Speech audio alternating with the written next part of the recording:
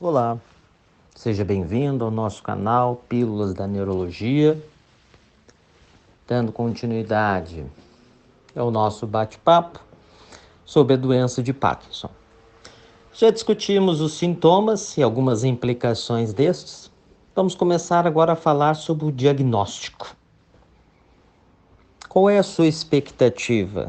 Como é que vocês acham que exames poderiam ser feitos para se ter o diagnóstico do Parkinson?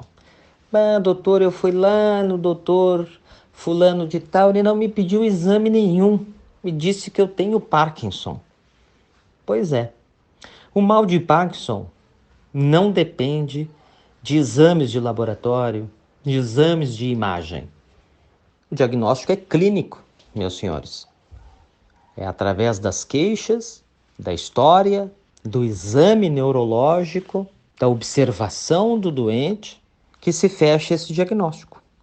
O diagnóstico de Parkinson é um diagnóstico extremamente difícil de ser feito muitas vezes, principalmente quando ele está muito no início, porque existem outras patologias que também podem levar ao tremor, por exemplo, a diminuição do movimento, alteração da marcha, do caminhar.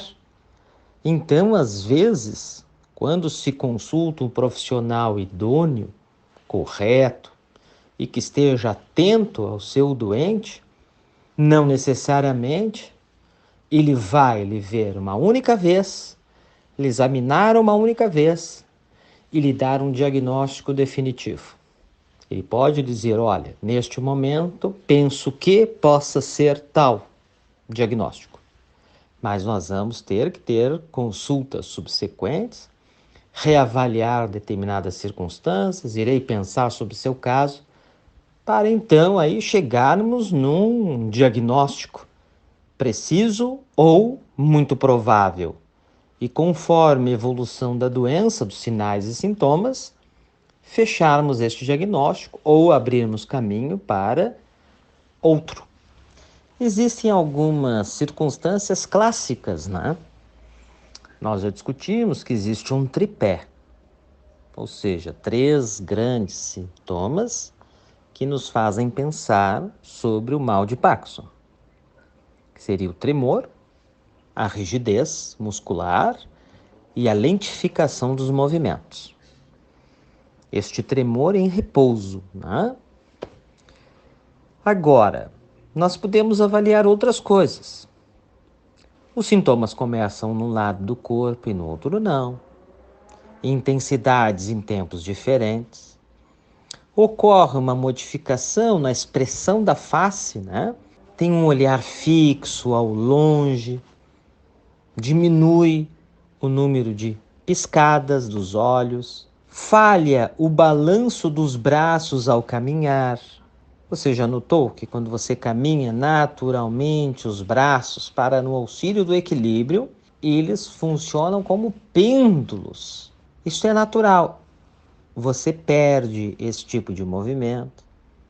O ombro fica congelado, diminui a mobilidade dessa articulação, desta junta, né? Como as pessoas costumam conhecer, a junta do ombro, a junta do cotovelo. Isso causa dor. Aí pode pensar que é um problema ortopédico, e não é, mas pode levar a tal, né? Arrastar das pernas, dor para caminhar, formigamentos nos membros, desconforto no pescoço, aquela ardência, aquela coisa incomodativa, né? A voz começa a diminuir a intensidade, sensação de tremor no corpo inteiro, por exemplo, ou um tremor, um movimento repetitivo da cabeça, notando-se talvez melhor no queixo do doente, perda do olfato e, coroando tudo isto, a ansiedade e a depressão. Que, a meu ver, eu diria aos senhores que piora com o decorrer do tempo, até porque existem tremores, existem circunstâncias que são causadas por quadros de depressão, por um problema psiquiátrico, né?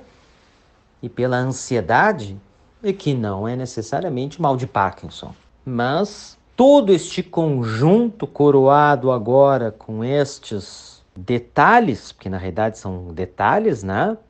Podem nos levar a pensar que estou com mal de Parkinson.